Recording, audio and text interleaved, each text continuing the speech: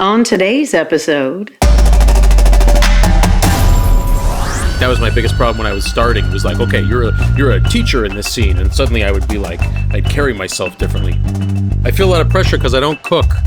I won't eat banana, no banana candy. I miss New York bagels. Let me tell you, that's the one thing about New York that I really miss. I miss hugging my friends, you know? Sometimes to just put on some music is a great way to make your mind work in a different way. Yum! Delicious. Skinny. Hungry. Cake. Fat. Scale. Nutrition. Fitness. Strength. Longevity. Calories. Body image. Craving. Lose weight. What does it all mean? Hungry. Adjective. Having a strong craving or desire. Stunt girl. Noun. One who takes calculated risks to yield extraordinary or magical outcomes. You're listening to the Hungry Stunt Girl podcast. Here's your host, Heidi Germain Schnapoff. Hello and welcome to the Hungry Stunt Girl podcast, episode 12. I am Heidi Germain Schnapoff, professional stunt woman for film and television. As some of you may know, I was fortunate enough to land a job on NBC's Blind Spot back in 2015 as a villain named Kate Williams. And from that, I ended up getting my dream job when I went on to fill in for Kai Furneaux, who was Jamie Alexander's stunt double. Jamie Alexander plays Jane Doe, and Kai ended up needing to take care of a serious injury at the end of season 1, and with her blessing, I stepped in for her until the conclusion of the show and its 100th episode at the end of season 5. And throughout those nearly 5 years, I was lucky enough to have been able to work with some of the greatest people I have ever met, both in front of the camera, behind the camera, and I am super, super happy that I get to call many of them my friends to this day. And among them is today's guest, Ennis Esmer. He plays Rich.com on Blind Spot. And he agreed to come here and come here virtually and chat with me about his career and food, of course. And I found out some things I didn't know about him. And we recorded this back in July. So our talk is going to refer to it being hot and being the beginning of the pandemic. So those things come up. So just keep that in mind when you're listening to this episode.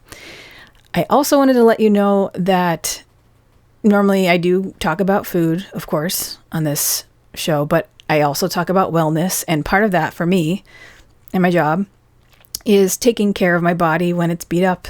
And you know, I've done a bunch of exercises, used creams, I've used, topical steroids, lots of different things over the years to help with inflammation and injuries. And I was starting to get bummed out that I needed something like a steroid to get through some of the pain I was having. So when I went to Japan, I actually was trying to seek out some sort of a natural alternative. And apparently I'm about 10 years behind the rest of the world who had come to CBD. I took it, I tried it orally first, nothing. I took more, nothing. And I found out that I am, and I don't keep taking something if it's not working for me. So I did some research and I found out that is about 30%, depending on what you read, 30% of people don't really have the effect orally with CBD that some others do. I am very rare. Like I said, it's about 30% or less in other studies and whatnot. But I then decided to try a salve, one of those. Anyway, I tried this topical one when I went to Japan and on my knee and my hip, and I seriously in 30 minutes felt relief. And I'm telling you, I don't mess around with this stuff. If it doesn't work, I don't use it or I move on. But this gave me a bit of relief. And at the end of season 5, I ended up, of all things, hurting my index finger on my right hand before the final fight scene of the entire series, the one last final hurrah. And I just was so bummed out. But we ended up talking about this in the episode, actually. The fight scene. So I went to a spa near my house to do just a bunch of treatments. I did a salt bath, an infrared sauna, just anything I could anything that would help. And on my way out, the first day there, I noticed they sold these little tubs of CBD salve, and I asked them about it, and they let me try some, and I was just so happy that they even offered to let me try it that I ended up just buying it.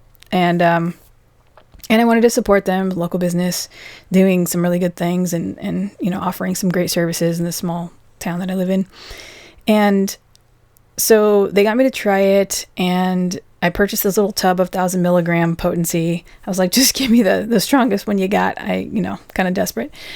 I figured if it didn't work, I could, I was no worse off than I was before. So long story long, I used it every day on my finger over the week. It was a long weekend before we went back to work on the fight scene. And I was pretty sure it was working. I was definitely feeling better. So I kept using it. And my first day back, we were jumping around, doing the fight scene, whatever. I think maybe I was so concerned with my hand, my quads. I just kind of spazzed my quads a little bit hard, kind of really super tight and little achy feeling. So I thought, let me try this salve on my thighs and see if it does anything. If it doesn't, couldn't hurt. And holy crap, it was, I felt like it was a miracle. I completely calmed down whatever twitchy fire thingy was happening in my thighs, to the point where I just felt like I had just gotten there and just warmed up and was ready to go. So later, I went back to the spa. The owners, who are now my friends, I told them how much I loved it and I would recommend it to anyone. And I thought this would be a great place to recommend it. Turns out they ended up buying the company themselves because they knew, I guess, that this stuff works. And I told them I would love to help spread the word. And so if any of you have a desire to try this stuff or anything on their store, on their website, I'm going to put a link in the show notes, but their website is 11theelement.com. And if you navigate yourself to the store from there, they sell their CBD products on the website. And I asked if it was all right to mention them on this podcast. And they not only said, of course, but they would love to offer any of you who are listening to this discount. And you just type in Heidi 10 when you check out and you'll get 10% discount. And I hear a bunch of CBD ads on podcasts, and I'm telling you, I would never mention a product or anything if I didn't use it and love it. And I'll also include the links to my other favorites, which are oliveoiljones.com for their olive oil. Their discount code is hungry at checkout, and pittstonketchup.com. And their discount code would be Hungry Stunt Girl. So for 11th Element, it's just Heidi 10, Olive Oil Jones, Hungry, it's pretty easy, and Pittston Ketchup is Hungry Stunt Girl, as usual. Okay. Well, I think that about covers it. Yeah, so I think you guys are really going to dig this episode. Ennis is just so funny. Without even trying, he's just a great guy. And you get some insight on him and his life a bit, where he came from, his education, and his career. So let's get going with my interview with the kind, talented, and of course, hilarious Ennis Esmer. Hungry. Stunt Girl. Today's guest hails from Toronto, Canada, and is most noted for his portrayal of the hilarious dark web master criminal Rich.com on the hit NBC show Blind Spot. He started his career in the early 2000s doing stand-up and sketch comedy in clubs throughout Toronto after attending a fine arts high school, training at Second City, and a 3-year stint at York University studying theater. In 2003, after failing to earn a callback audition for the host of The Toronto Show, Ennis was coincidentally booked to host a stand-up comedy show that featured a network showcase for potential series hosts. He was informed halfway through the evening that he was winning over the network heads, and he went on to land the gig, hosting 120 episodes of the late-night comedy and music series. His long list of film and television credits includes some of my personal favorites, such as his portrayal of tennis pro Nash on the Amazon series Red Oaks, as well as his reoccurring role on the multi-Emmy award-winning show Schitt's Creek. Please welcome today's guest, and one of the funniest people I've ever met, Ennis Esmer. Jeez, great intro. That was really intense, Heidi. Yeah, you're welcome. How did you find all that stuff out? I can't believe you got all that. You really did some digging. I did. Yeah. Nobody knows. I didn't authorize any of that stuff to be said on record. That's really. We're gonna have some issues later. You can. I'm just gonna check with my lawyer. I'm sure it's fine. Yeah. Check with your lawyer and give me the green light on whatever you have there. But I have my sources. Yeah. I don't think it's great for you to have mentioned the witness protection program, but I think I can easily cut that out. I think I'll be all right. I just add another N to my name and it'll be okay. Where would you like the N? Well, that's classified. Whoa, look at the size of that drink you're drinking. Do people know that we can see each other? What's the artifice of podcasts in general right now? Because it's like, do people think we're in the same room? Do people know that you're not in the same room? Well, are most podcasts that are Zooming, can they see each other? I like it. I think it's nice. I like to see you. I like to see who I'm talking to. I generally keep it to the audio, but you look so good with your hair so long and so maintained. Oh, yeah.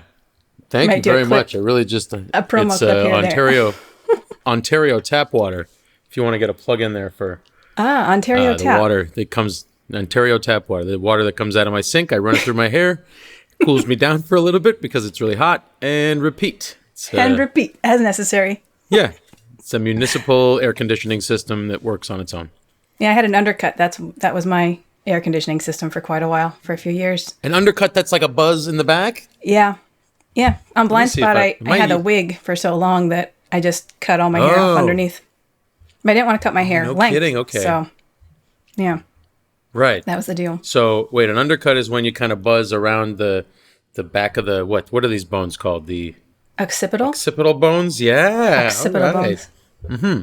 So you buzz around there. I was kicking around the idea because, I don't know about you, but I didn't get a haircut because of the I cut my own bangs. They're in my pony now, but I cut like long bangs for myself. And you can't see this at home when you're listening, but Heidi is wearing a tight pony, right? She's got a tight high pony, so her bangs are obscured by the headphone bar. But apparently she had some killer bangs. Back. I can't cut. I never used to. I used to buzz cut my own hair, but that's the closest I can't do any of the detail. I can't. I listened to your episode with Josh Dean about cooking. God, it just made me feel so inadequate just listening to it. Hopefully everyone's listened to that episode, but start there and then come into this one. And maybe true. You'll also feel inadequate, then we can start. I've never felt, well, I had a chef on actually, Michelle Vergassis, on my second episode, which she was fun. She's a firecracker. She was fun to talk to. Has she heard Josh's episode? No, but I'm going to make her listen to it. This is great that you have this podcast, Heidi. It's very exciting. I love it. I love talking to people like yourself, and I've been talking to a wide range of people, from nutritionists and chefs and doctors, and you guys have been so awesome. Is this a baby you had before the pandemic, or did you sort of get inspired to do this because you were stuck in your house, et cetera, et cetera? Pretty much. I had a blog called The Hungry Stunt Girl, and it started from there. And the blog, I always had a vision of making it something like a podcast, because I started listening to podcasts only about a year ago. And I thought it would be welcome aboard. Fun. Yeah. I felt very late to the game, actually, in the podcast world. But Apple Podcasts actually are so easy. It's easy to find and rate. And if you're listening to this on Apple Podcasts right now, it is really easy to rate. Just scroll down, hit the 5 stars. Right now. That was phenomenal. Self-promotion segue that you've been doing this for decades is what it seemed like. Right. That was so smooth. What I love about podcasts is you can rate and review them. So please rate and review and subscribe to the Hungry Stunt Girl podcast. Yes. That vote comes from me too. Please pause this podcast, rate it, review it 5 stars, tell a friend, etc. Subscribe if you haven't. Download. You got to subscribe. Downloads count. Hey, man, how are you going to get new episodes if you don't? Exactly. That's what keeps this thing afloat. It really does. Getting the people involved is what helps me pay for it, because they are not free. This will send you right over the this episode hump, right I think. here. You get me on the show. Oh my God, the people, the Iranian and Brazilian teenagers that can understand English are going to it's going to be through the roof. The Brazilians have been awesome in being They're so wonderful supportive. people. And they love Blind Spot. Do They people know really that we do. work together? Do people on your show know that we? Why don't you mentioned all this in the intro? Okay, so Yes, Yes. Sometimes remember I that. overly talk when I'm nervous, so why don't you take control of your own show and I'll shut I the tend hell to up. be quiet and leave long, awkward pauses when I'm nervous. So we're there. It's good. We're It's more like And say, it's more like the Tom Snyder school of interviewing. exactly. Long pauses. And lots of. I actually learned that from Jonathan Torrens, one of a Canadian broadcast darling, Jonathan Torrens. He and I were co-hosts of the Canadian version of a series called Wipeout. I don't know if you ever watched Wipeout. What are you drinking? I'm drinking. I've been really. I've transferred Zevia. my. It's Zevia. Yeah, I've transferred. It's Zevia, 0-calorie. Stevia That's the root beer, flavored. right? It's the ginger root beer. It tastes Ginger just root like beer. root beer. And the cream soda. I don't know if you're a cream soda fan. I find the idea of cream soda it's the words together and Okay. put something in All my right. brain I can never separate from the taste. I've tried it and I taste cream and like fruit punch, and that's a gross combination. I've never Oh. been a fruit punch guy, but I like the vanilla I've soda. It kind of tastes like never vanilla tried soda it. to me. I like But the black cherry, and the Coke one tastes pretty good too. The cola one. Yeah. Actually, Yeah. I don't mind the cola, but I don't like cola regularly, so it's not a huge treat. But I do love root beer and I love cream soda, so the Zevia cream soda is Well, amazing. I'll tell you, I ordered some Korean fried chicken like 3 weeks ago with my girlfriend, and it came with a can of Coke just with it for some reason. But it was like a regular Coke, and it was just sitting there in the fridge because I feel like having one of those is like having like a gram of the cocaine. worst. you Yeah, know? Just it in really terms of is. just like It's and I realize toxicity. like yeah, and it just seems like it makes your teeth feel bad. It makes your stomach feel bad. I don't know about you, but I mean, some people drink a Coke a day. It's crazy to me. Although I I don't will get drink it. like a Diet Coke every once in a while. I do like that. But I've been slowly transitioning during this the pandemic from from hard liquor as an addiction to sugar and carbonated beverages and carbohydrates in general. So, I'm picking my poisons, but I had that Coke last night and was like, oh, I have to go you had shopping for it. something sugar-free. I had it just because it was too late. Like was there. everything's on pandemic hours. So the grocery store near Yeah. my house was closed at 10, and I got some buns, some Vietnamese, vermicelli noodles yes. for dinner. And I forgot to get a drink. And then I was like, you need something fizzy with that, So I ended up having the Coke and was like, And it's in the no. fridge. It looks cold. It's like a cold can, just like it just looks I mean, it's so delicious. refreshing. And I tried to do a thing where I would take a sip, put it back in the fridge, and close the fridge. Like the way they say that you should eat more slowly as you put your fork down after every bite. I was trying to do that with the Coke. With their fridge. Except by the end of it, I was just stuffing it into my face. I really Tony Montana'd that Coke. Tony tell Montana. you. Because he loved cocaine. He put his face right in the cocaine. Yeah. Okay. Yeah. Got it. Anyway, so I just wanted to Got the switch. That's Coke. what. Long story short, I got this caffeine-free Zevia. They better be sending me some cans of Zevia. Is it I know. Zevia? Because in Canada it should be Zevia. Zevia. Well, Zevia. I don't know. it's stevia. Yeah. It's made with stevia, so I figured it was Zevia because stevia spelled the same. Yeah. I guess. I think that's what they were going for. I think that's what. I think they Stevia got soda. it. I think you figured it out. You cracked the code. I think I cracked it. But with Wipeout, what I was saying was this is a long journey, but I think that's what a good Circle conversation back is when around. we're talking about three different things. But Jonathan Torrens, who is a Canadian, just a darling, he got to meet the Queen. He's up there. We co-hosted the Canadian version of Wipeout, which actually Josh Dean, your venerable guest, was a writer on that show, and he actually No lived with way. me for a month. And he introduced me to the idea of interviewing somebody and just not saying anything and seeing what happens. And he kind of pointed that out to me, and I noticed like really good interviewers will do that, where they'll say something and then just wait so that the interviewee might answer, but then in the silence feel compelled to keep talking. And I think first of all, I've been doing that my entire life. It's good. I'm surprised I haven't let out more embarrassing secrets, but it's a tactic, right? You just go, and then the other, yeah. And that's why I love this beverage, because it's so fizzy. I miss New York bagels. Oh, Let me tell you, that's the one thing about New York that I really miss is a really good. Not that I don't mind a Montreal bagel, but I got so hooked on the New York bagel. that looks delicious. Carbohydrates and fat and sugar.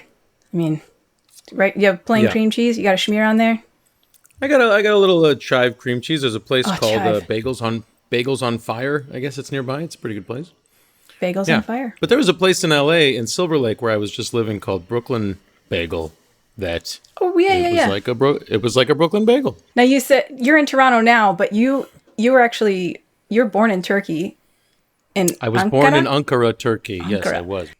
I was 3 when we moved here, and my parents separated when I was 12, 14, something like that. My mother moved to San Francisco, and then I lived with my dad in North York. You moved to Toronto? We moved to Toronto when I was 3. Yeah, I didn't really have much say in the matter. Right. So you've been in Toronto since? Yeah, I lived in a little north of Toronto, a place called North York. I guess you'd say it's a suburb. York? I don't know. It's just like a smaller borough of Toronto. Okay. Where I went to school, and then I moved downtown probably after getting kicked out of college. So that was about it. You went to high school in Toronto? I did. I went to a fine arts high school. There was a program called there was a school, a middle school, and I think it started at grade 6, called Claude Watson School for the Arts, and then there was a feeder of that the Claude Watson program would feed into where I went to high school, which was Earl Hague Secondary School. So yeah, there were some. I didn't take the I didn't go to Claude Watson the school, but I did get into the program in acting in high school. So they had separate tracks? A bit late. Yeah. Well, I mean, the one was just a middle school, and then if you wanted to continue in the school, you could major, which was, I guess a unique thing for a public high school. You could major in fine arts in high school. Oh, that's neat. So it was a public school. It wasn't even a private school. It wasn't a private fine arts school. Yeah, it had an A. Like your schedule would have an A and a B, and you'd go back and forth on days. But theater was the only thing you had every day. So that was great. Yeah, that is cool. Kind of like LaGuardia of Toronto. Is that what happens at LaGuardia? LaGuardia Performing Arts High School. I believe of course. I believe it is a public school, but it's, fine arts high school. Right. Yeah, that's I was actually in a program. We should look that up. Yeah. I was in the same class as Aaron Abrams, actually. My good friend Aaron Abrams. Yeah. Love Aaron. Mm-hmm. You'll ask. You should have him come talk. You should have him on the show for sure. Oh yeah. Yeah. Yeah. I feel a lot of pressure because I don't cook. So I'm nervous about the food element. How do you top Josh? You can't top him. He's a self-made Renaissance man and Renaissance power couple, really, with Selena. A multi-creator, he had been. Yes. His friend called him. That's good. He is a multi-creator. Nakikawa-san or something. His Japanese buddy. Oh yeah, his pen pal, his ramen head pen pal. Love that. Yes, I love it. I love that he has a pen pal. I miss hugging my friends. I miss that. I would see Josh. I miss Josh. I miss. It's weird. You stand 10 feet away from your friends, 5 feet away from your friends. Hey. Well, yeah, it's funny because my dad. This is a weird way to transfer into something about my dad had a surgery for. Sort of an early. What's the word I'm looking for? They discovered it. They caught it early. That's what I was trying to say. But he had a cancer, and they got it all. So that's pretty fantastic. But it's kind of torturous when you're in another. Because I was living in Los Angeles. I moved to LA in January. And a perfect time to try to pursue American work, by the way. But he's okay. My dad's fine, but it was kind of tearing me up that I couldn't go see him. And Canada has a rule where you have to quarantine for 2 weeks when you'll get back. And I decided to move back to Toronto July 1st. And then I was like, I'm so glad to see you. He's like, yeah, we'll put you in the backyard. And I'm like, what do you mean? I've been quarantined for 2 weeks. He's like, I don't have to worry about hugging. So he's kind of normalized not hugging each other. But then we've hung out a couple times since. I'm going to go see him tonight. I'm going to try to get a hug in there. I already got it. I got 2 negative COVID tests since I've been here. I got the one up the nose because I got a job. I got a little job and I had to fly for it within Canada. So they had to give me a test, and I got the one. Have you had the one where it goes right up your nose? Yeah, the one that goes into your brain. Yeah. Oh my God. They described it as it feels like you're inhaling water, and it really could not be more of an accurate description. Yeah, not a comfortable feeling. You got kicked out of. You said you got kicked out of. I failed. My marks just weren't good enough in theater school. Yeah. There was a theater studies class, and I was I feel like I have learning comprehension issues that are my own problem that I should figure. I still have them to this day. There's just certain kinds of material where I kind of gloss over, and it's it's all in the delivery system, I guess, which is why, embarrassingly, I'm learning a lot from podcasts and whatnot. There's good historical podcasts and things like that. But for some reason, I had a really bad attitude towards history when I was a kid, which is so stupid, and especially given our current climate and social upheaval and reckoning with racist past in both of our countries.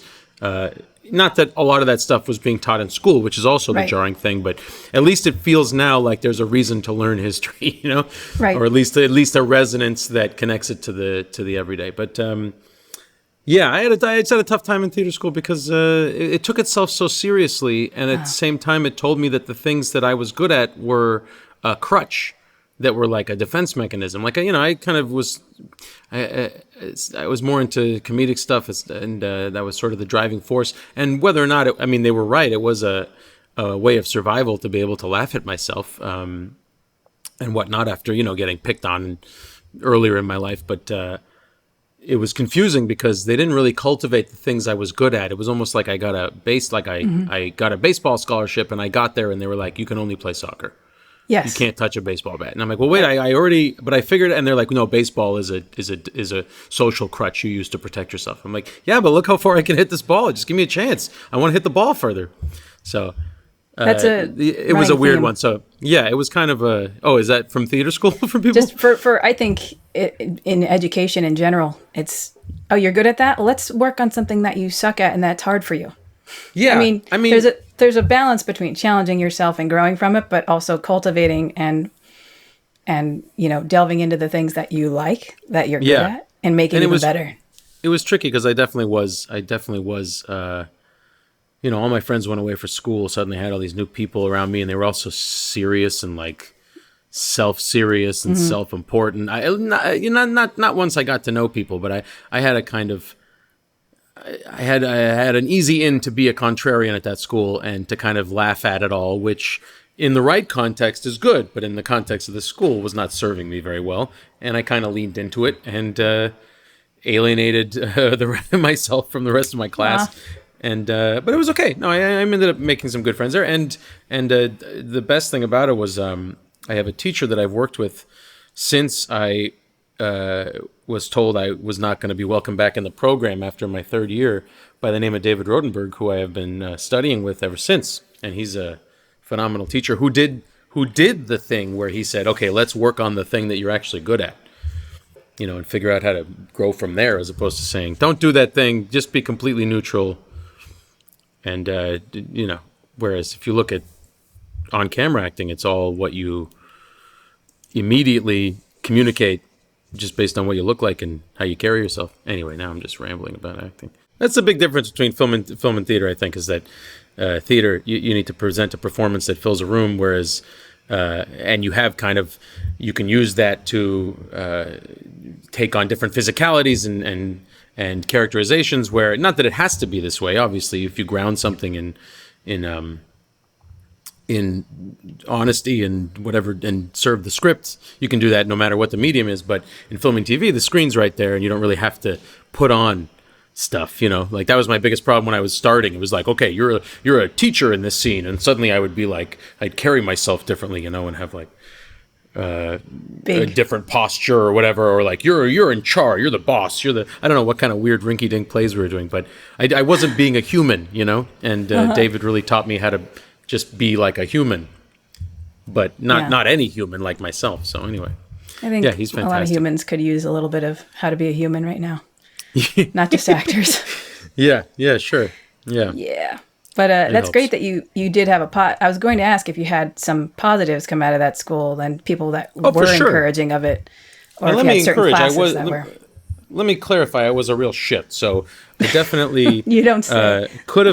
I could have made my way in it a bit more productively if I had synthesized the teaching method to go with the parts of myself that I liked. I just don't think I had the confidence to do that at that point, or the sense of self. So everything seemed like a challenge, and I kind of gave it a fuck you attitude. So it wasn't that great. But no, obviously, I have friends that I've been in touch with since, friends that I've worked on TV shows since, which is pretty amazing to have, like, people that you studied acting with in high school and college and still be popping up in each other's work. It's pretty spectacular. And you were doing some comedy and like at comedy clubs. Also, you sing? Who told you I sing? I never said I sung. I don't know. Where does it say that I sing on the internet? I don't know. Somewhere, maybe. Right. I've heard you kind of have like a little crooner voice singing. I could sing if it's a joke, I think, for the most part. You know what I mean? That's sort of my... Yeah, I was in a joke rap group / musical act, and we did that for a while. So yeah, there was some singing involved, and I did I did like a little musical short a few years ago that was cute, I guess. I can't sing if it's only singing. I can sing if the singing is part of it. Got it. Also, I just have an abiding resentment for musical theater, so I don't really need to sing that much. It's just not for me. It's just not for me. It's not too earnest. It's not for everyone. Yeah. It's too earnest. I get it. I get anybody who likes it, but I think I have a thing, and this is my issue also. I think I have a thing. I cringe at like earnest displays of sincere talent sometimes, like an ability and exuberance. Sometimes they bother me, and I think that's because I've kind of had it flogged out of me. I have too much shame for it. I don't know what it is, but I mean, when it's good, it's good, but I don't tend to get drawn into it too much. It is a genre that I have grown out of a bit. I was very much into it when I was younger in high school and college. Yeah. Felt like a very let me just easy clarify. way. Yeah. I'm not going to listen. It is incredibly challenging. The podcast is going to be unknown Canadian actor trashes musical theater. Yeah. It's just not. It's not the thing that I'm drawn to, and the reasons aren't even that unique. You know what I mean? Why are they singing? That's basically it. Got it. What about musical movies? Do they bother you even more? Yeah, sure. Same thing. Well, why are they singing? Yeah. Yeah. All right. I can see that. Yeah. So, having said that, I love cinematic music videos. So it's complicated. Oh boy. Do you like music videos because their purpose is the music? Yes, I think so. Sorry, you got me right when I had a mouthful of bagel. I don't know. I hadn't thought about it too much, but yeah, that's wrong with that. Because folks that I know that hate musical theater actually are pretty big fans of music videos or direct music videos, but hate musical theater because the intentions are different. I don't think I care enough to say I hate musical theater. I just am not drawn to it. It's just great. People like what they like. I shouldn't say. I think I used to think like, oh, it's so passive. What are these people? But it just didn't. It didn't. There's definitely a style to it. Definitely. It didn't draw me in. Yeah, that's all. But you were the front man of Calculator and the oral presentation. Is that is that the rap thing? Yeah, or is that, okay. That's correct. That was like we were a joke music band, and the conceit was that I wore like a giant calculator around my neck, like the way Flavor Flav wore a big clock around his neck. Got it. Okay. I had a calculator that I got from Staples that we looped like a chain through the top of it. It was like a big Staples calculator. You know those big ones? Oh, yeah. Like just a huge like digital one? Just an oversized digital calculator, yeah. Not even and I would press buttons on it and I would beatbox. It was something that, again, it was something like I wouldn't have beatboxed on its own, but in the context of comedy, I felt comfortable beatboxing and rapping and stuff like that.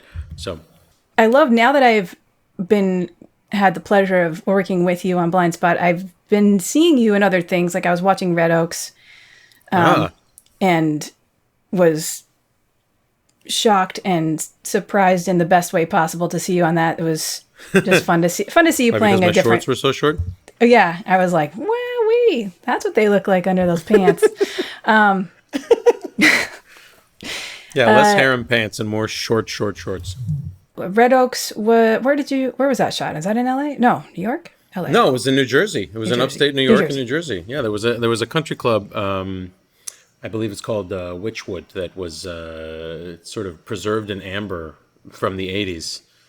Or was it Edgecliff? It was Rivervale, Edgecliff, Witchwood. I mean, this was a few years ago now, so the names are kind of... Something. I'm getting the names of the real clubs and towns mixed up with the fictional names in the show. So, but mostly we were in upstate New York and New Jersey for the exteriors, and in New Jersey for the exteriors and New York for the interiors of these beautiful country clubs. Of which I'd never set foot in a country club until I was on this show. It wasn't really a part of my life. Growing up, I went to summer camps, in that?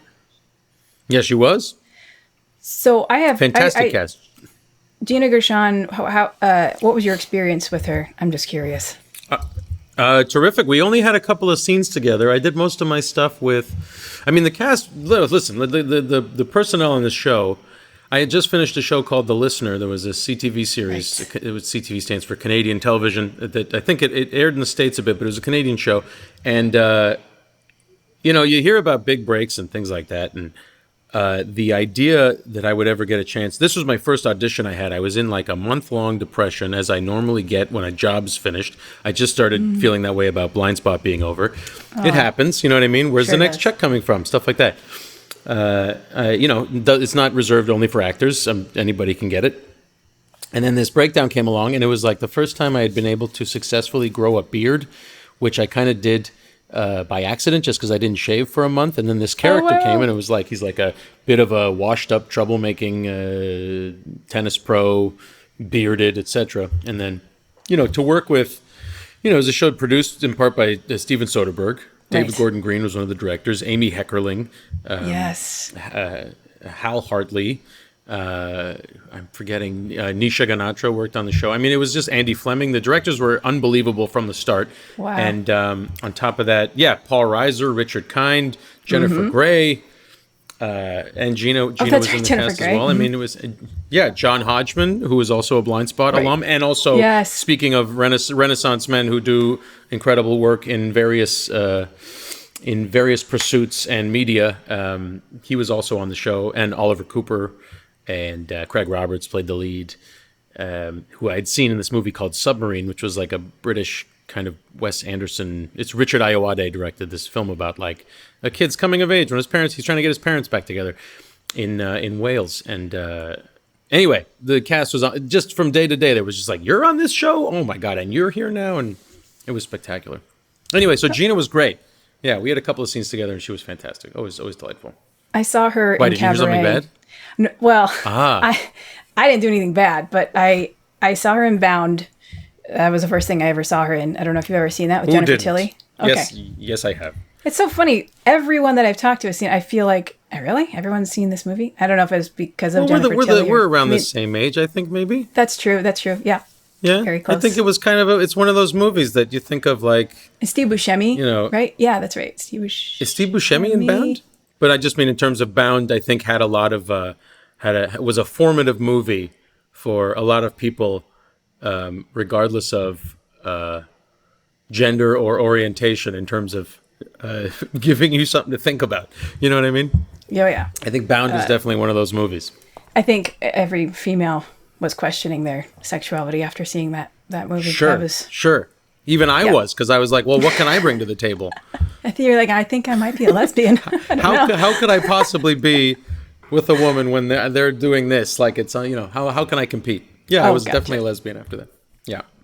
I worked on this movie called Staten Island Summer. It was a low budget film in Staten Island, and she played one of the moms. I haven't seen it yet, but I don't really get starstruck. I don't really feel a certain way around actors, but I felt a certain way around Gina Gershon. And well, sure. I was in a hallway where there are four of us, 2 stunt performers, Gina and maybe one other actor. So it wouldn't have been out of the ordinary being in this hallway for hours to not just strike up a conversation, but to say hello or give a little nod or something kind of normal, which I'm not the most socially, I'm a little socially awkward, as it were. You're not necessarily like going to be brimming with confidence. Well, that's a tough social hierarchy anyway. Someone you walk up to someone that you adore from their contributions to your life culturally, that's going to be you've already put them on a pedestal. What are you going to do? Yeah. So I already, I was like, well, what if I do say something and then I'm stuck in this hallway for another 8 hours and I'm just the weird girl who saw her in Cabaret that, whatever. So I was just battling with myself. This is not a common thing. I was battling with myself. Should I maybe just play it cool? Just be like, hey, I'm a fan of your work. Saw you in Cabaret, and just leave it and just get it out. Yeah. So for 8 hours, we're in this broke for lunch, came back, and it was just kind of like the staging area or whatever. And I finally, I don't know why I chose the very end of the day, because I think I was thinking, well, maybe it's at the end, and if I embarrass myself, it's over, right? And I finally I opened my mouth and I was like, hey, and then they called her to go away. And I was like, oh, so your guys on Cabaret are really good. And I think I said it as quickly as I could because I was like, I already started talking. And she was like, oh, cool. Okay. Or that's nice. And then walked away and didn't see her again the rest of my life. That was it. That was the 30 seconds I spoke out of the 8 hours. That's all it can be sometimes. Whew. That's all it can be sometimes. I bet she thinks about that every morning. A wonderful person with the glasses who barely spoke a full word of English. It's a weird one. Sometimes I'd rather avoid those situations because I don't want to be in a room where I'm just like, well, I'm just grateful to be in this room. You know what I mean? Like I met Common once, and I he's a rapper I've been listening to since I was 14 years old. But I just went like, hey, and that was it. You know, like I got pulled. I went to this jazz club in New York by this gentleman who he used to do the opening, the warm up act, or maybe he still is. I'm not sure. We fell out of touch, but he would do the warm up act for the Tonight Show for Jimmy Fallon. And he brought me to a thing. There's like a jazz club that is at the Roxy, I think. Is that what it's called? It used to be the Tribeca Grand. I think it's called the Roxy Hotel now. And we go downstairs, and he's like, "This is Questlove," and I just went, you just go, "What am I supposed to do in that situation besides just go, oh hey, how you doing? I'm going to pretend we're both just humans." Yeah, right. We both got nervous systems and with circulatory systems, and hey, eyes. We got eyes. How you doing? We got blood nice in our blood in our veins. That was it. Yeah. Like, what am I going to say? What am I possibly going to say in that moment that I want to? You know what I mean? It was nice with Paul Reiser, though, because I got to take some time and then eventually just be like, let's not make a big deal about this, Paul, but I love, I've been watching you since I was a kid. And then you've at least established a rapport, where you work together. Mm-hmm. And then he'll be like, shut the hell up, and then it'll be fine. You know what I mean? That's the end of it. You had already done Red Oaks, and then you got on to Blind Spot. Well, let's see. Listener was Red Oaks. We shot the summers of. It was cool because it was the 3 seasons, and it was the summers of 85, 86, 87 in the setting of the show. Mm-hmm. And we shot them in 2015, 16, 17. So it was like a 30-year gap. Yeah. That's cool. And then Blind Spot was kind of intermittent throughout that. Got it. Yeah. And Schitt's Creek, right?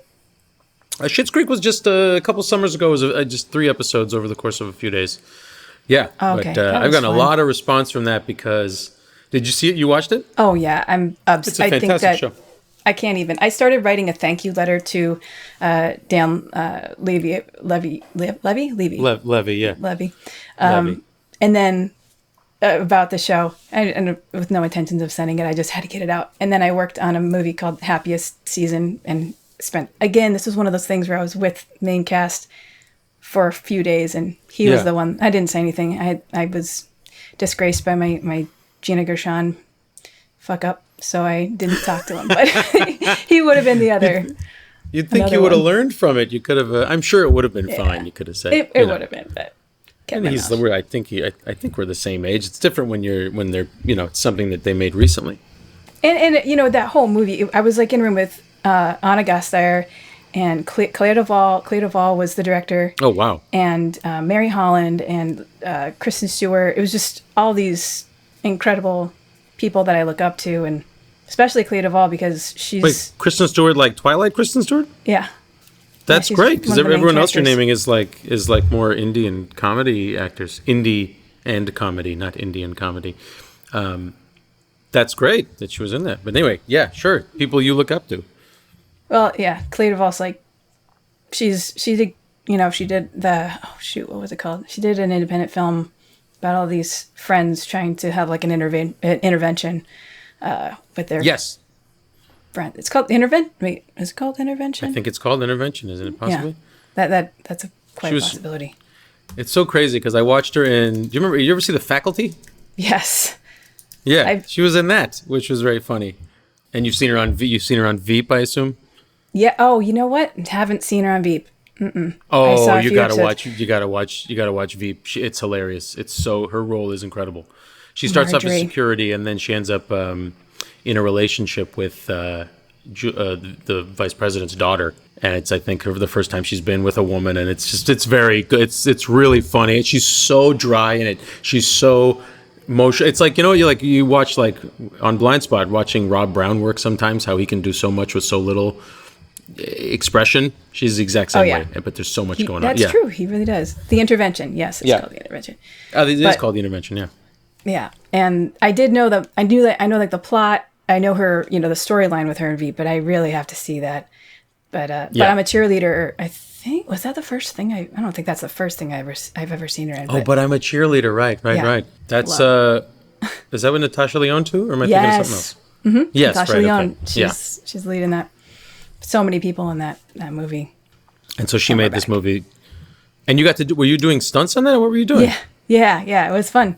There were a couple fun things. I don't know if I can even say what I did, but I doubled Mary Holland on that. I got to go out to Pittsburgh. It was in February, so it was right before all this. And they were just about done shooting. Luckily, good for them that they were able to finish it before pandemic stuff started to shut everything down. Yeah, I can't wait to see that. It's a lesbian rom-com called Happiest Season. Lesbian rom-com. Yeah. That sounds good. I have to check it out. Mary Holland is so amazing. Yeah, she's also on Veep. She's hysterical. She's hilarious in everything she's in. Mary Holland. That's right. Yeah. And did you happen to see Greener Grass, or The Grass is Greener? No. It's a movie. Mary Holland's in it. Is that the arm wrestling one? There's an arm wrestling one. Oh, no. That's something else. There's in one that they did like over the top, but for women today. I don't think it was supposed to actually be. It was just like a female-led arm wrestling movie. It's a comedy though. I need to see that now. Yeah. And what's I'll that tell you called? what that's called. Hold on. We'll both Google at the same time. It'll be great. Greener Grass. Yes, it is. It's so obscure. You think you can figure it out what's happening, and then they're gonna give something. Yeah. Nope. They stay. It's so weird. I couldn't look away. I'm adding it to my watch list. Greener Grass. Oh, Beck Bennett's in it. These are great people. All right. This is usually supposed to be about food. We just turned into like an indie movie recommendation website. Golden Arm, that's the one. It's a tough lady trucker trains her girly best friend to compete in the National Ladies Arm Wrestling Championship. I've seen some scenes and it's so funny. Yeah. And it's got Betsy Sodaro and Parna Nansherla and Ron Funches and Eugene Cordero. I mean, yeah, it's all improv heavies, comedy heavies. Well, you mentioned you don't cook, right? You don't cook? You do cook. No, you don't cook. Listen, there's people who can just make food a lot better than I can, so I just go get the food from them. Got it. I think that's usually what I'll make breakfast occasionally. I don't know. I just sort of I got spoiled by craft. I don't now. Who knows what's going to be happening at work now with like food and stuff. I haven't worked in a very long time. Besides, I was on set one day, but no, I don't know. I have a weird relationship with it where there's just so much good food out there that's going to turn out better than my attempts to make it. I mean, it's including friends of mine that can cook better than me. So I don't exactly have the best kitchen set up in this place. Oh, of course. I can appreciate how it's supposed to go, which is though I don't try to make it myself. Yeah, no, I definitely like to eat a wide variety of foods, but I'm not the most effusive person to. If you name some things, I could get into them. But, good word. Yeah, it just means I'm blubbering about a lot of things, but. Food is a weird one. I think because like my mother used to make me cook with her because she's incredible. She bakes, she cooks, she does everything. Like she has like a professional kitchen setup basically, and she has for decades, and she's just unbelievable. It doesn't matter what it is she's making. She could pick it up in 2 seconds and it's better. It's like one of the best versions of anything you've ever had. So it's just kind of daunting to be around. You know what I mean? I just never could match up to that. So let me ask you something. First of all, now I don't know if your listeners all know you as a stunt performer and an actor, but I watched the Blind Spot the series finale, and the fight in the church. You want to talk about like starstruck? Like there's things where, you know what I mean? Because we work together and I see you work all the time and we'd talk and we'd send texts and whatever, share our favorite kinds of whiskeys, things like that. And see, I can talk about whiskey. That's no problem. I have one for you. Then I watched that. I watched that scene. You're going to send me a whiskey? Yeah, local distillery. Anyway, continue. Okay, I just had some actually. My friend Graham Wagner sent me some Japanese whiskey that was like coffee whiskey. It was unbelievable. No, tobacco. I don't know. It had all of it going on in there. And it just didn't feel like, because sometimes these things get sweetened or like they have like vanilla Jack Daniels or this shit that's just like you can just tell it's preservatives and whatever the hell it is in there. But it was just such a unique tasting whiskey. I have a photo of it. I'll send it to you. But watching that scene and knowing what went into it, I mean, don't get me wrong. I was also on the rooftop in Tokyo where you were that's right. sword fighting 5 guys. You know what I mean? So I've seen you as up close and personal as it can get. That's but right. not knowing. So for your listeners that aren't familiar, there's a scene in a church where basically it's ostensibly presented as one take, right? Right. But obviously, if you can pay attention, there's little tricks and things. It's all part of the fun of watching something like Blind Spot, I think, is seeing how it's sort of assembled and put together. But you are stunt Jane in this scene, and it is seamless, and you kick so much ass. Like, how long were you working on it? Is that even your proudest thing? Like, were you happy with how it turned out? Did you get to see it beforehand? I have so many questions. So we practiced. There was not only a rehearsal for that. We had, once we kind of figured out, first of all, Jason Mello was the fight coordinator for that. And yes, from something that could have been, pretty, like swinging off of bars, we had like some options there. He's like, we're going to do this, and we're going to do it really well, because we want to pull off this, like you said, this, the way that it's shot, it looks like one long continuous shot with a couple, camera and body tricks to kind of make it. Yeah, and there's like, there's posts fire, water, and there's pillars and stuff that you can sort of whip past and hide things. It's pretty crafty. So we were super lucky that we had the stunt team that we had to work it out, all the kinks, the week before, rehearsing every day. And it's interesting doing something like that, kind of similar to Japan, where all the other players kind of come in, the guys, that I'm fighting, and try to work it out. Like in Japan, work out where we would put Jamie safely. And, they get like breaks. Yeah. And I think sometimes, and I'm not, this isn't me complaining. It's just, saying I actually love the fact, because I'd rather not rest. It just keeps my mind busy. But, sometimes I'm like, why aren't my legs working? I jumped up. Well, originally I was jumping up on the table, flying off the table, and kneeing the guy in the head. But the crammed, again, simple, better, just ran in front of the table and kneed the guy in the head. It was more impactful anyway. And that part was incredible. Yeah, that was cool. The music kind of built up there. But rehearsing that, if you look at our kind of previs version of previs, is when we kind of shoot it with the stunt team and another camera guy, and kind of plan it all out so that when we actually shoot it, we can save some time, a lot of time. And you've got it kind of set up. You've got it blocked, and where you have to angles, where you have to hide hits and things like that. Mm-hmm. And it's helpful. A lot of times, we'll do the best we can with the previs or something, but on the day it has to change, which is where experience comes into play when hiding your face from 12 different cameras and 12 angles. Yeah. But that was quite the experience of the rehearsals for that. And we actually had Piari, our A camera guy, come in, and we did a whole. Piari Fortunato, a brilliant cameraman, camera artiste. Fortunate to have a very Fortunato. Yeah, absolutely. He took extensive notes. He walked through. We did the whole thing with him in a rehearsal before the day. We spent, I think, over an hour with him, just going through the transitions, and he took massive amounts of notes so that on the day we were all on the same page, because he was just as much a player in that. If you notice, like, if you go back and watch it, or if you haven't seen it yet out there and you go back and watch it, I'm pretty proud of the way that it was put together as well. Yeah. And I have a perma bruise on my butt from that. Okay. With Vance. It's a little known fact, little trivia there. Perma bruise.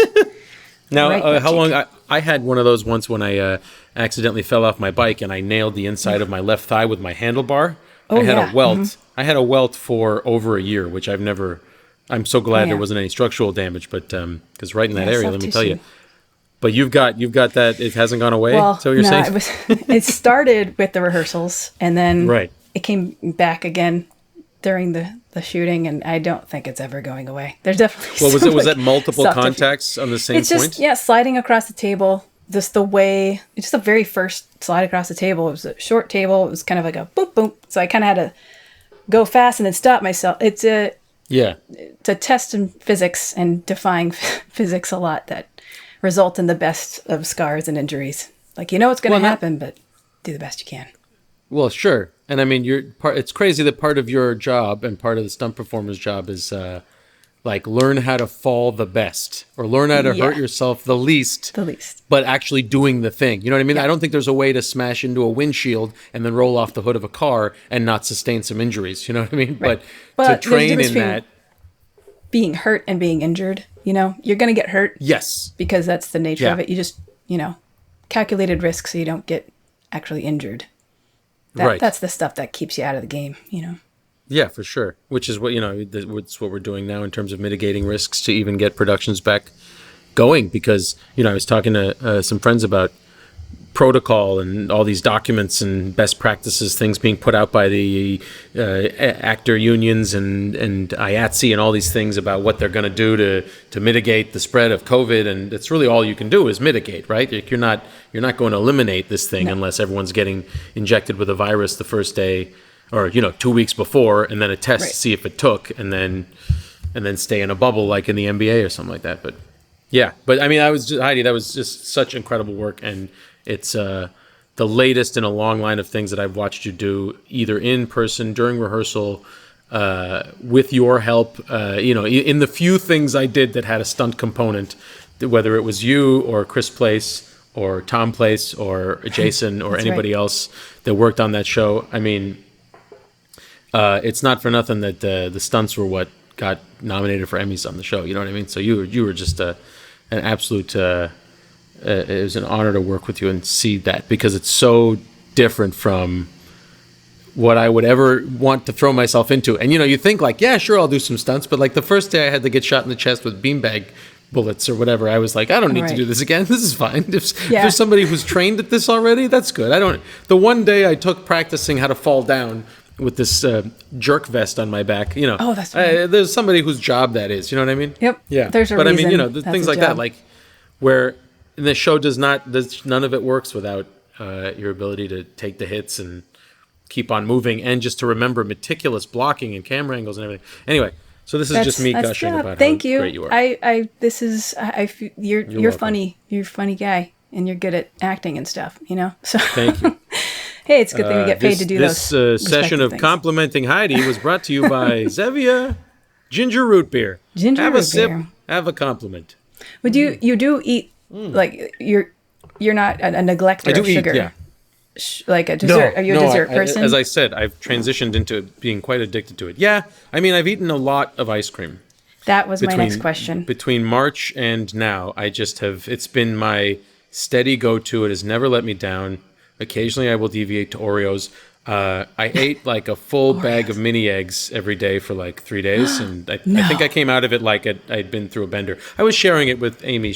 My girlfriend was hanging out with me, so we would distribute it to each other. But I had to stop. Oh goodness! But I think I tapped out on ice cream. I normally go Haagen-Dazs peanut butter and chocolate, and Ben and Jerry's chocolate chip cookie dough. Some version of the two. I will put it in a bowl. I will have strawberries, fresh sliced strawberries. It's kind of a crucial element of any ice cream experience for me. I don't need sauces, but that's where a sundae goes. But yeah, berries. I'm a big berry person. Blackberries or strawberries for sure. I put them in my cereal. I put them in my ice cream because it's tart. It adds a tart, and there's a texture, and they freeze a bit. Oh yeah, and then that's true. The ice cream that melts at the end. You've now got strawberries and cream, which that's a bonus dessert. Yeah. Yep. Because otherwise you just have like cold milk soup. But right. Yeah. When you got strawberries in it, that's like a little cold melted panna cotta. Ooh. Well, that doesn't. Yeah. Well, that still sounds good to me. Who am I kidding? Yeah. But sure. Like the milk in the bottom of the cereal bowl. I'm a big fan of that, like cinnamon toast crunch. Because then you have like this delicious cinnamon milk. Cinnamon milk. Cinnamon is very hard for me to say. That makes me think of, did you ever watch the show Stella? No. Should I watch it? Oh, it's this hilarious, it's Michael Ian Black and David Wayne and Michael Showalter. Oh, these guys from from Wet Hot American Summer. They had a show where it's just the three of them as kind of like, children in suits. Like they're just buffoons. It's like a Three Stooges thing, but the basic conceit is it's these three guys who live in a building and they're all just like one-off bizarre sketch riffs on working in an office or running for building council or going to therapy and dealing with a bully and things like that, and just weird things. So there's an episode where they all start coffee shops because their coffee shop shuts down. Oh my And one of them is just like literally like one guy gets a job as a barista, the other guy just gets a job where he sets up a table across the street from the coffee shop and just buys coffee from there and sells it at a premium. And Oh my God. he makes cinnamon milk, which is basically because he doesn't have any money. He puts cinnamon in some milk, and it's like a drink he invented. So it just made me That's think of it. amazing. Long It walk. sounds- Anyway, long story short, watch Stella on Comedy Central. It was on years ago, but Stella. it's so funny. Got it. Yeah. Comedy Central. So ice. I think of it often. It pops into my head a lot. So ice cream. I have. This is kind of an obsession of mine, and it comes up in every interview because it's the one thing that I don't know that I could not have it in my diet at some point or in my Sure. life at some point. It just Yeah. It's so I brought so much joy. It's just cold and creamy, and I can do coconut milk ice cream. I can do No. oat milk ice cream. I just did an oat I haven't milk tried ice oat cream milk ice cream. Is it good? with oatmeal cookies in it because I like a cookie in my ice cream. I'm a cookie ice cream person. I don't or- like oatmeal cookies. Really? Yeah, shocked. that's the more for you. But oatmeal and raisin, get them out of my desserts. I have no place for oatmeal and raisin anymore. Are you a cheese person? Tough. Yes, I do like cheese and cream. So it's baby steps. But I think aside from ice cream, what you're saying is that they're making it. Look, if I can enjoy a delicious 0-calorie, non-caffeinated, stevia-sweetened can of something that tastes like root beer and not get diabetes and a heart attack, Right. then maybe No I could do headache. the same with ice cream. So I mean, these are just. maybe I'll look and see if they give oat milk ice cream a try. They just came out.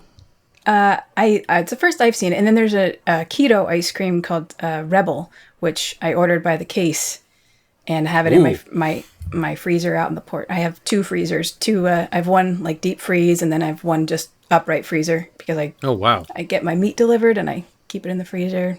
Yeah, you do the whole thing. Butcher You Box. get Butcher Box. Yeah, that's Yeah. amazing. And U.S. Wellness Meats, I also order from them. I'm not So sponsored by are anybody. you cooking constantly? Yeah, I cook most of my meals. That's great. And then I try to support the local guys here, and we get a meal every now and then. We'll go pick up a meal. Just 'cause I don't want to cook all the time, but I do have a lot of leftovers. Of course, yeah. But I have a very good sit. Like last night, I defrosted some pork chops. I actually have the recipe up on my blog right now. I got in a Good plug. CSA Look at that, basket. full circle. Good plug. I have a CSA basket. Oh, CSA. CSA. Okay, not farm, from the like a farm basket. right. from I the thought you local meant farm. from like the airport security. Yeah, all the food they collect before people go on the plane. Yeah, you I go just through take it. security. Like, congratulations, every 100th person that goes through security, you get all the food it's a real grab bag. It's usually just half-finished bottles of green juice and Yep. cans of It's Coke when Zero. you're But exiting you the airport. Yeah. yeah, you just take it with you. Congratulations on this half-eaten basket. bag of Frito-Lays. I got two questions for you. And then Yes, go for it. we're done. So they're Okay. kind of. Now, you don't cook, but Yeah. if you could, let's say, have someone there to help you cook, and Mm-hmm. is there something, or is there like something that somebody makes for you, or Josh, or whoever, that takes all day? Like, what's your favorite kind of like at-home meal that takes all day? Yeah. Well, there's a Turkish dumpling dish called mantı, which is made with dough, like phyllo dough, and ground beef, lamb, etc. And basically, it's almost like tortellini, and you're making them. Like I used to do this with my mother, and I've done it with my grandmother, and it does take hours. Like you spend all day rolling up. You prepare the dough, and I would sort of do my part of it. And honestly, if you gave me all the ingredients for dough, I wouldn't know how to make dough. But I know how to. Once it's ready, I can watch it get made and roll it out and cut it into these tiny squares, and then dole out the meat with onions and herbs and spices and everything. And you mix that all up, and then just spooning that onto different things. And there's a little fold over rotation technique where you pinch the ends, and then all of that gets boiled, and then you have the sides, everything that was sort of the runoff it ends up getting, you fry those, and then you chop them up, and you use that as kind of a garnish, which is a little cannibalistic of a thing to garnish something with the thing itself. It's sort of bizarre, yeah. but you boil the dumplings for I don't know how long. I can't sit here and say how long. Sometimes they fry them, but we never used to fry them. But there are like whole restaurants in Turkey where that's all they have on the menu, and they'll have different versions of it, and you can get them like, it's almost like having like pot stickers or something, where like or pierogi, where it's boiled or fried. You can get them in different ways. Right. But then you boil that. You make some garlic yogurt. You melt some butter with some paprika or cayenne if you're feeling funky. You get some mint leaves, maybe some ground mint, some fresh mint. You top all that. Amazing. You throw it, and then you eat 3 bowls of that, and then you don't move for several hours. Yep. I do that with pierogies, so I feel you on that. And there you go. Is there something that's kind of quick? So the opposite of that either you make just or reheat whatever's left over the next day. Leftovers, right? Gotcha. Just reheat the manta that you didn't eat the night before. That's definitely, yeah. Actually, one other question for you is: are you doing anything to kind of like feed your soul during this time? I know this whole quarantining business gets a little like no yoga, no meditation, nothing. Or music, listening to music sometimes when you're feeling like you're getting a little anxious or, Yeah, I find that's actually a really helpful thing. One of the best things that's happened is Amy makes pretty phenomenal playlists. And with the gift that is Spotify, you might also like the computers, or the algorithm has won, because they're never wrong for the most part. But what's great is I have 3 different text threads going with entirely different groups of friends, where we just add songs to a playlist. And one of them is sort of the mandate is, oh shit, I forgot that song existed. Predominantly, it's a hip hop playlist, and it's up to 230 songs now. And then my friends, most of the friends that I've had, it's essentially a text thread of people I know through Blind Spot. Even though I knew them before, it's got Josh Dean's in it, and Martin Garrow and his wife, and Brendan Gall, who was an exec producer, and Josh's wife Selena, and Aaron Abrams. And Aaron Abrams has been a source of incredible music discovery for me since I was like 15 years old. So you Canadians, those things are great, because you basically get these you get introduced to like 10 to, it was a little weirder at the beginning. Like Martin would just send different versions of the Venga Bus because he was being he was being a schmuck. But then I think it started to actually become meaningful to people. And we do things like, we'll text each other a song, and there'll be like a clue in it, and then like we could almost form sentences with song titles. That'll be a fun thing. Oh my goodness. Or like there'll be a day where it's like all songs that have the word enough in them. You know what I mean? Like things like that. So that kind of stuff. Sometimes to just put on some music is a great way to make your mind work in a different way. So so I think that would be a good way to make more space for myself, and maybe the more informed I get, the more I can just go back. Because I listen to music all the time, but it's been replaced by, when the pandemic started, I was just trying to consume as much COVID information as possible, to my detriment, probably. Where can people find you? At Ennis Esmer on Twitter and Instagram. They're essentially just places where I just try to share news now. Now, especially that Blind Spot is done, I think I'm done trying to promote a TV show for a while. Well, dude, thank you. Thanks for chatting. Kind of ran the gamut. I eventually got around to things I wanted to know about you, and that's great. I mean, I kind of hijacked the first half of your podcast just by asking you questions, and it's a way that it's like I have to rock. It's like, trying to get like a car out of some snow. You have to really get some momentum into it. I find if talking is my momentum, and then I finally go, okay, now I'm present and I can listen. It's weird. It's a weird way in. Well, it's great. I learned a bunch of things I didn't know. Me too. Especially about your ice cream habits. And yeah. What are you didn't get into your favorite flavors, by the way. You didn't say, you said coconut milk and almond milk, but what are the actual flavors? Well, yeah, I'm a Ben & Jerry's person. And my friend who was actually on the show, Janelle Stevens, was bringing back into mind Talenti, which is gelato. Talenti is fantastic. They have these layered ones now with, there's like cake and chocolate and caramel, and they're in, I can't. Is the cake good though, or is it like because it can get freezer burnt, right? Right, but it's not. And you can, the thing about Talenti is you can see through their containers. So you're able to kind of to see what's going on in there. That got some whole hazelnuts.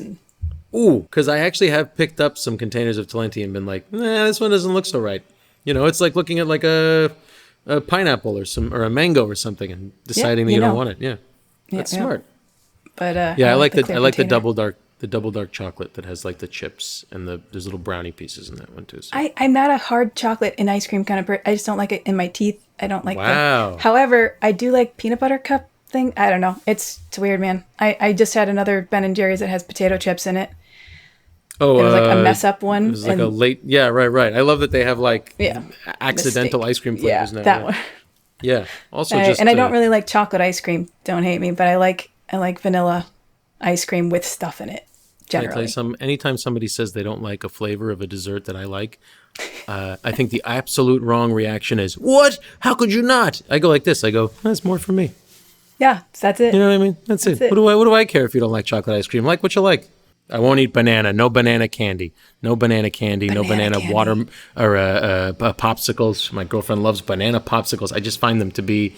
It makes me think of penicillin. Like. Okay. You know, like fake banana flavor. Like cough banana syrup. extract. Yeah. But in all sincerity, thank you again. Thank you very much. Coming on. This was fun. Absolutely. I got to see your face. I know. I miss you. I miss working. Imagine if we had a full 22 episode last season, and how crazy that would have been, because it would have been in February that we would have been in episode 15 or something, and would have had to shut right down. So good God. Yeah. Let me tell you, I'm glad we got to tell that whole story and finish it. Oh yeah. Episodes. Same. Pretty cool. Pleasure was all mine. Oh, I had a blast. Come on. Awesome. Hey, thank you so much for listening to the Hungry Stunt Girl podcast. If you have any questions or comments, feel free to contact me at heidi@thehungrystuntgirl.com, or you can check us out on Instagram or Facebook @thehungrystuntgirl, or on Twitter @hungrystuntgirl. New music has been written specifically for me by my good friend and amazing composer, Colin Bell. And hey, if you are digging this content, please like, subscribe, rate 5 stars wherever you are listening to this podcast. That is what will help keep this podcast going and growing. And as always, stay hungry.